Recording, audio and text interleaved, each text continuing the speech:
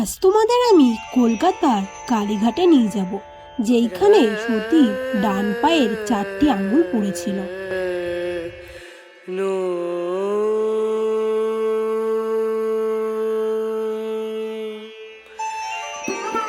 প্রথমেই আমরা ভোরবেলায় বেরিয়ে পড়লাম।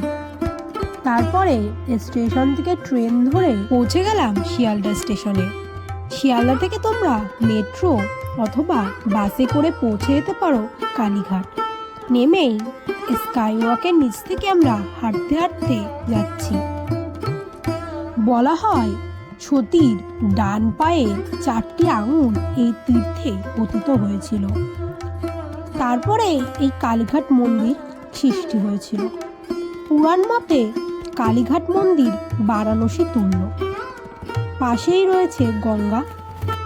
প্রথমে আমরা গঙ্গায় যাব, তারপরে পুজো দিতে আসব। তোমরা এখান থেকে জিনিসপত্র নিয়ে কিনে পুজো দিতে পারো। গঙ্গায় আমরা চলেই এসেছি। এইখান থেকে 5 টাকার দিয়ে শাখা নিয়ে সতী মায়ের এখানে সবাই পড়াচ্ছে।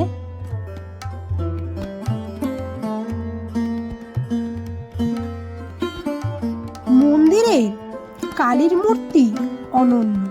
3টি চোখ, একটি দীর্ঘ জিহ্বা এবং 4টি হাত মন্দিরের মূর্তি ঐশ্বরিক জ্ঞান এবং মানুষের অহংকারকে নির্দেশ করে।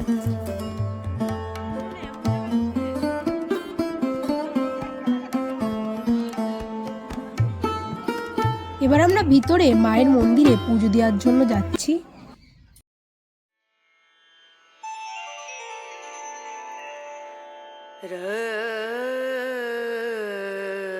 এই পীঠস্থানের দেবী হলেন দক্ষিণাকালী। প্রসিদ্ধ বামাখ্যাপাকে নিয়েও এই কালীঘাটে অনেক কাহিনীও রয়েছে। আমাদের পুজো দেওয়া হয়ে গিয়েছে। এরপর পাশেই ছিল একটি শিব মন্দির। পুজো দেওয়া হয়ে যাওয়ার পর আমরা আশেপাশের মন্দিরগুলো ঘুরে ঘুরে দেখতে থাকি। অনেকেই বলেন ব্রহ্মানন্দগিরি ও আত্মারাম ব্রহ্মচারী নামে 2 সন্ন্যাসী এখানে দেবীর রূপদান করেছিলেন কোষ্ঠী পাথরের একটি শিলাখণ্ডে। কথিত আছে সেই সময় স্বয়ং বিশ্বকর্মা ওই শিলাকে ব্রহ্ম বেদিতে স্থাপন করেন এবং মাটির রূপ দেন। অবশ্যই চ্যানেলটিকে সাবস্ক্রাইব করবে। দেখা হচ্ছে অন্য কোনো ঘুরতে যাওয়ার ভিডিওতে।